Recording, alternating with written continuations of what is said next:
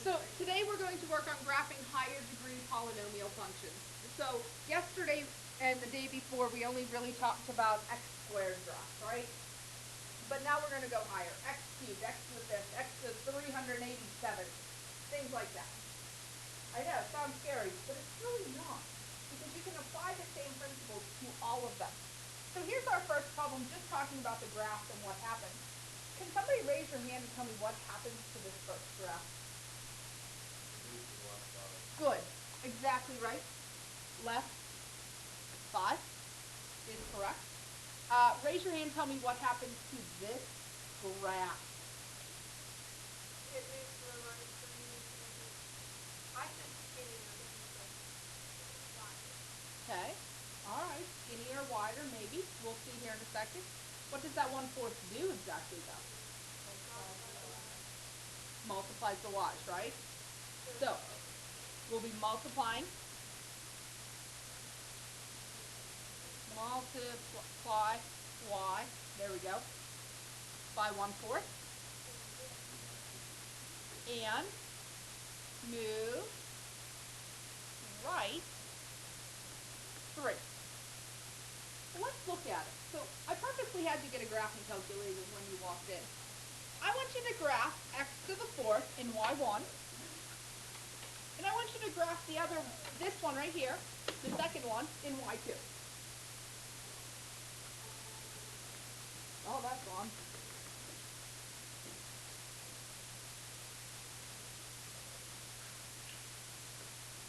Do you think I have enough stuff?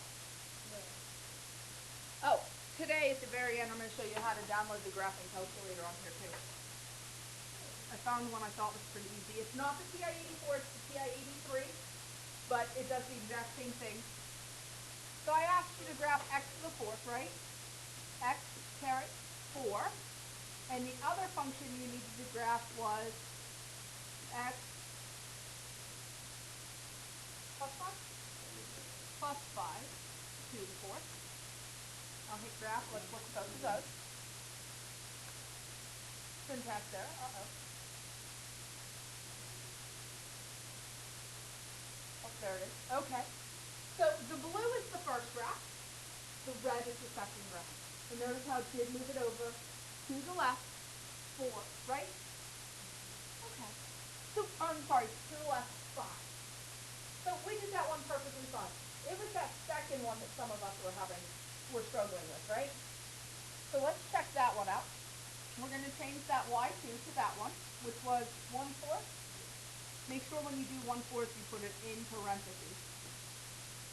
It may work without the parentheses, but don't chance it. It always works with it. X minus 3. Okay. I don't have it in front of me, sorry guys. X minus, there we go, I'll hit graph. So the first graph being drawn was the original. And the new red graph, we're just thinking about, is over to the right 3, and now it is wider. Wider. Did you put parentheses around your 1/4?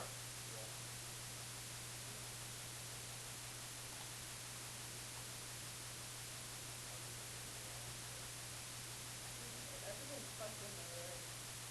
No, you got the parentheses pretty much. You went like over and beyond with the parentheses.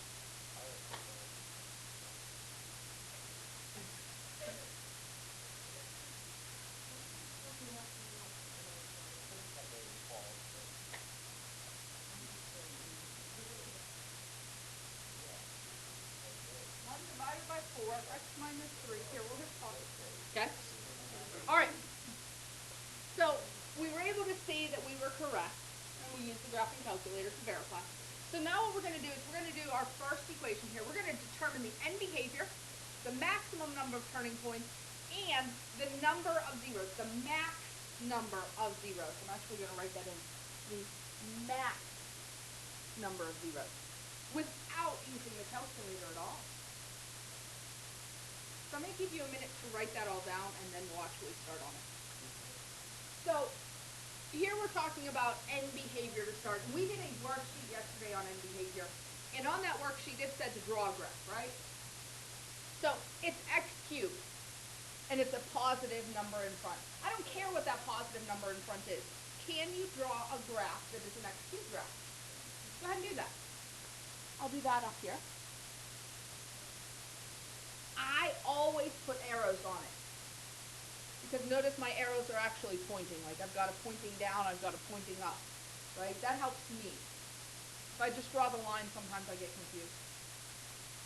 So let's go ahead and write out our end behavior. As x goes to negative infinity, f of x goes to, I look at the left side of the graph and it's pointed down, so negative infinity. Now I need to do the other way, right? As x goes to positive infinity, f of x goes to positive infinity. Did I need a calculator to help me with that? No. Okay. And I expect you to be able to do end behavior without a calculator. At this time, before I go to the other two pieces, I want you to draw a quick graph for this one and this one, and write out the end behavior. Go ahead. So this one is an odd exponent with a negative. So it's going to take this top graph and it's going to flip it. So here's my new graph. How many of you have that graph? Good. Having that is the main part, right? And then you have to just remember the words. As x goes to negative infinity, f of x goes to where? Positive infinity. As x goes to positive infinity, f of x goes to negative infinity. If, by the way, you don't put a plus sign, that's perfectly fine. I will assume it's a positive. Make sure the negative is distinguished and I can see that it's a negative. That makes sense? Okay, last one.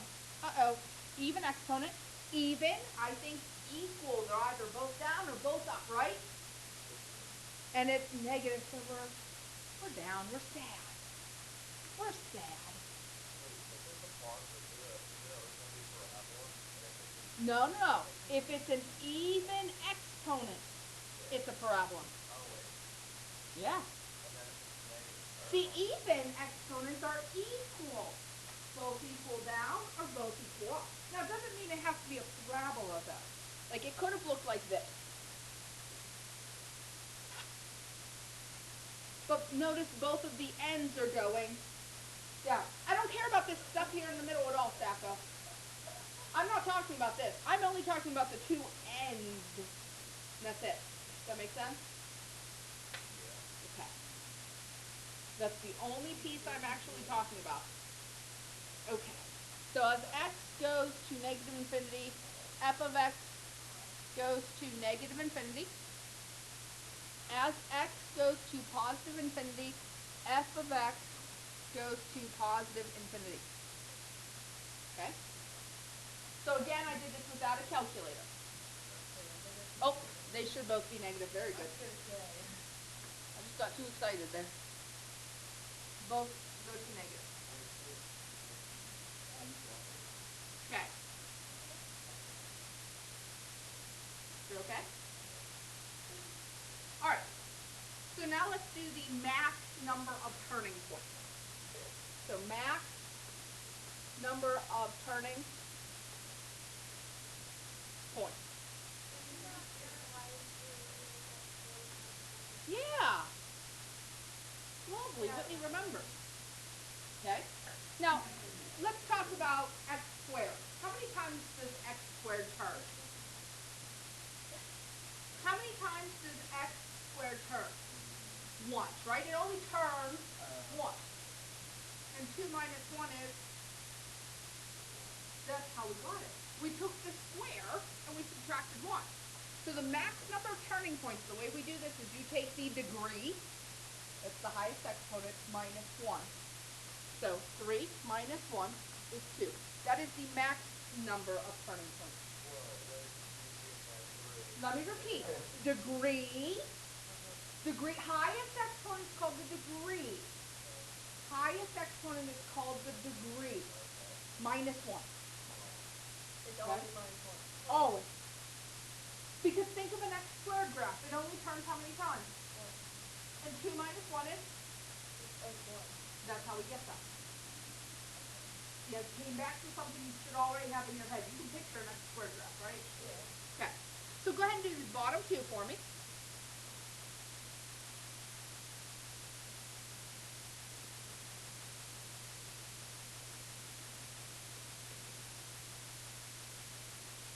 So I've got 4 and 7.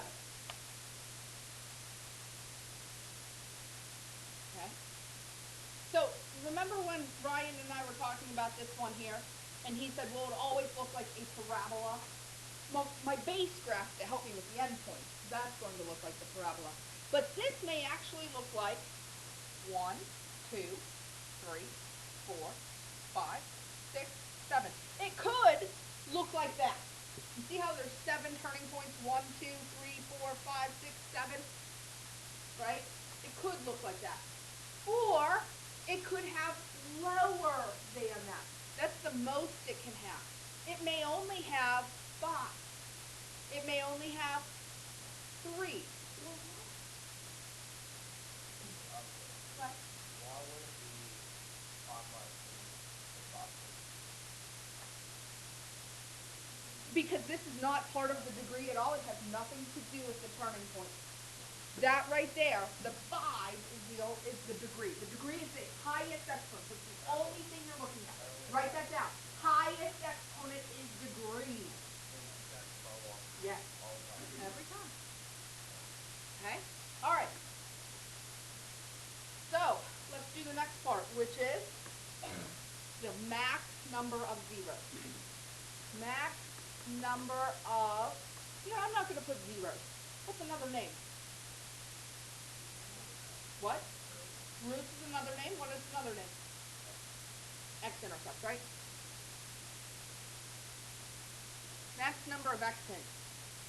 The reason I actually wrote that down was because then, when I'm looking back at it, I can remember, oh, it's where it crosses the x-axis, right? The most number of times it can cross. And that is, well, let's think of an x squared graph. Let's just think x squared. How many times can it touch the x-axis? Well, close. I need a different word than exponent. It is the degree. Good.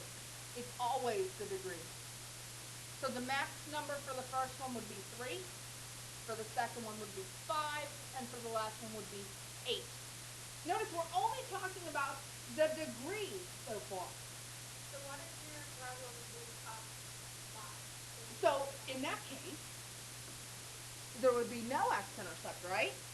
But I'm talking about the maximum number of zeros it could have. Doesn't mean it has to have that. It could have 3 or less. 3 or less. It could have 3, it could have 2, it could have 1, it could have none. Okay? The max number of x-intercepts. How many times it would touch that x-axis.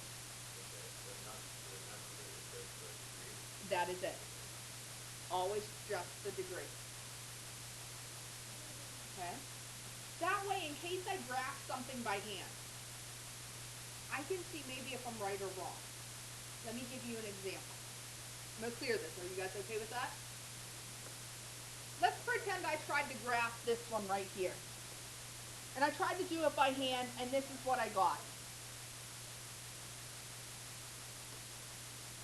How many times did it touch the x-axis?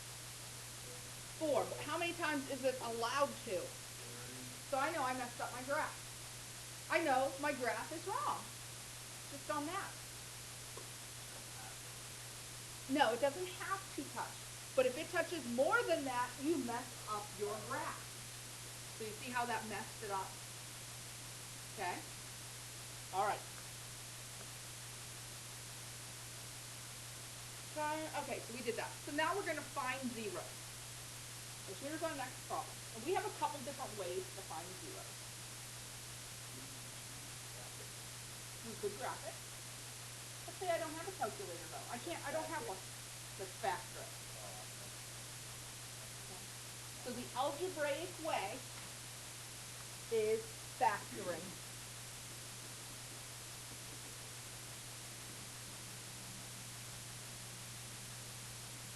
So the algebraic way is factoring. What is the first step of factoring? GCF. GCF. Every single time. Is there something that's in all three? Good, let's pull it out. So x parentheses, I'll subtract one exponent from each of those. X squared minus 12x plus 36. Do what? Wait. You okay? Okay. Wait. Hey, what up? What's up? So you would factor, so you wouldn't have put in Well, see how there's a letter in each one? I've got to pull that letter out. The first step is GCF. You've got to. If there's a number that's in common and all, you've got to pull that number out first. Okay? GCF, greatest common factor. Now, can you factor what's inside? Yes, go ahead. Do it. Ryan is right. You can. Go ahead and do it. Oh, that is it. Now, you do need to be able to do this by hand because your next quiz you're not allowed to use a calculator on. So you should be able to factor whatever I give you, right? Like we're doing right now. Are you using a calculator right now? No, we're fine, right?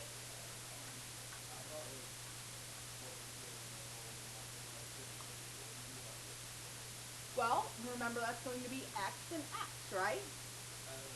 Okay, that's why I have to make the two sets of parentheses. And that would be minus 6, minus 6. Negative 6 times negative 6 will be positive 36, and if you add them together, you get negative 12. So far, okay. What do I need to do now with all three of those pieces? Perfect. What does x equal 0? Uh-oh. Okay, there it is. X equals 0.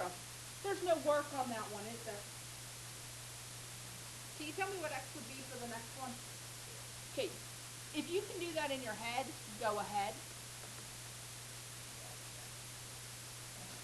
Now, one thing to note, if there's a number in front because you bednard, like a 5, show the work. Don't just say, oh, it's got to be 6. Don't forget about that 5. Show the work. Make sense? Okay. Now, here's what this means. You have one x equals 0, but you have two of these. What do we call that? Okay, so at x equals 6, there's a multiplicity of 2, right?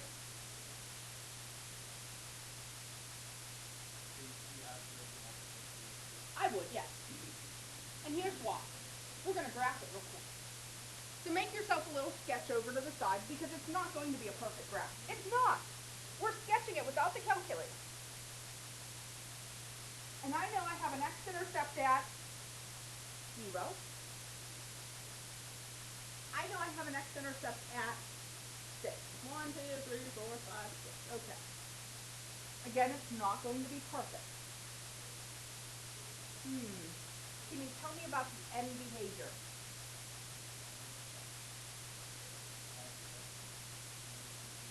What can you draw yourself a quick graph beside it that would represent end behavior?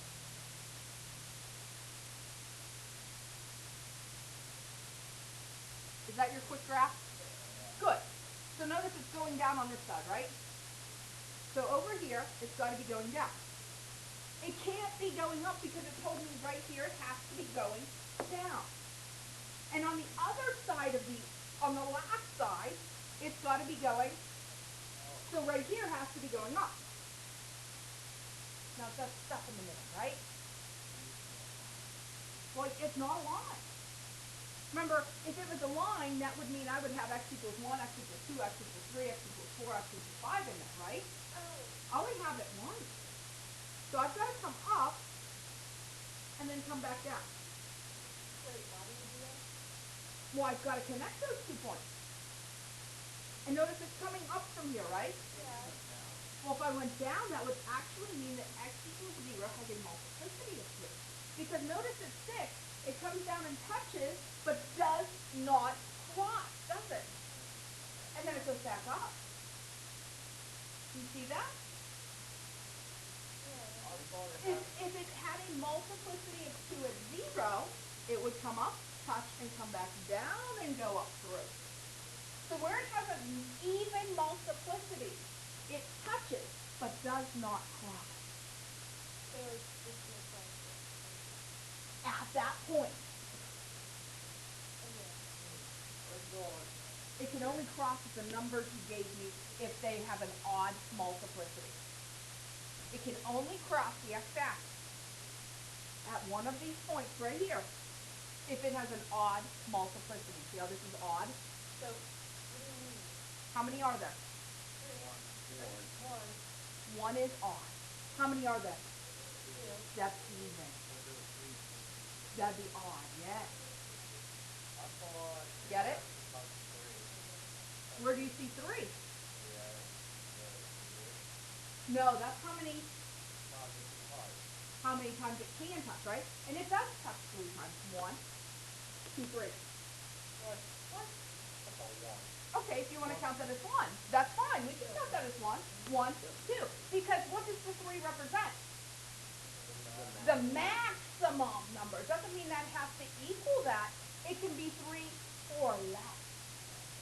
3 or less. Make sense? Better? Okay. Okay, so we're going to describe this graph here.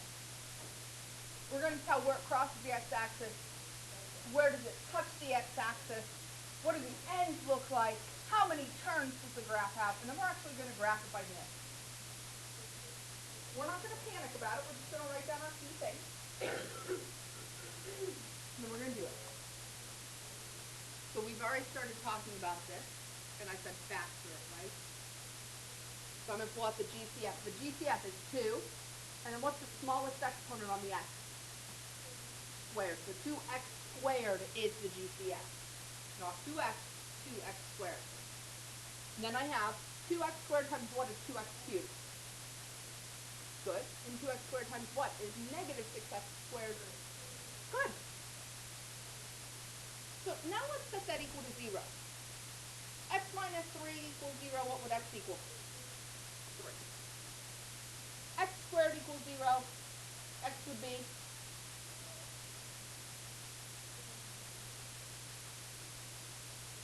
Okay, so this part right here, you guys are saying is x equals 0. But how many zeros? Technically 2, right? Because it's plus or minus 0, isn't it? Because you took the square root, there's got to be a plus or a minus. But we're not going to put plus or minus with a number 0. That'd be stupid. So we just have to know that actually has a multiplicity of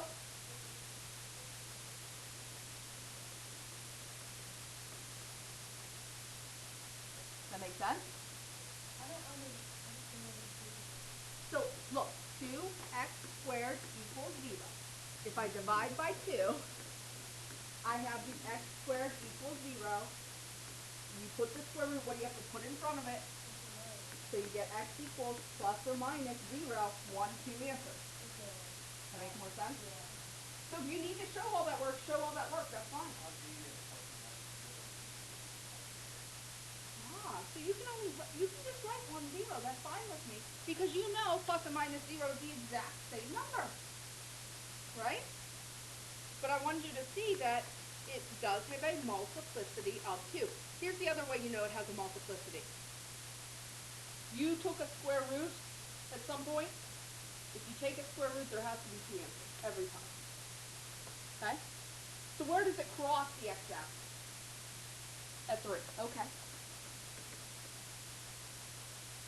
Where does it just touch the x-axis but doesn't cross? Changes direction right there.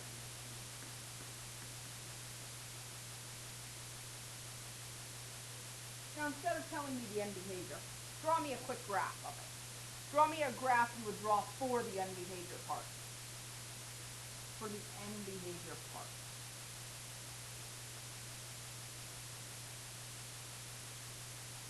your graph look like that? Okay. That just helps me to know about my ends, right?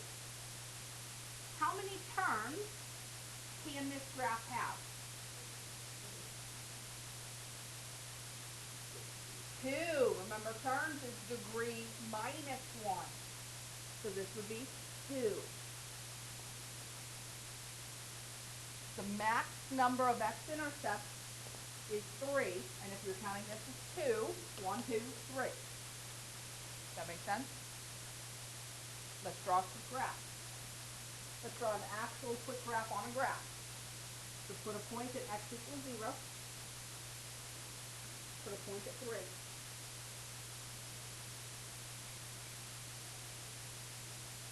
On this side of the 0, is the graph going up or down? It's got to go down because notice right there it shows down, right? So I'm only looking at end behavior real quick. On this side of the 3, the graph has to be going up. Now at 0, does it cross? So I can't keep going up, can I? So instead I've got to switch directions and come down. Good job, Sam. Oh, you got it before I did. Good. How you guys doing with that? Okay? Alright. So it looks like we didn't get through our notes. But what I want to do is give you the essential work and make it due then Monday. We'll finish the notes tomorrow. But that way, you can start them tonight. And any that you know how to do, you can already do. How nice is that? And then whatever time we have left tomorrow, you can finish it. So the essential work is right here. Please make sure you write a note for number 44.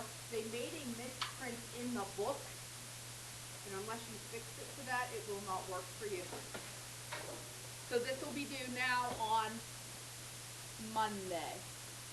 Our quiz was supposed to be Monday. We're going to move the quiz till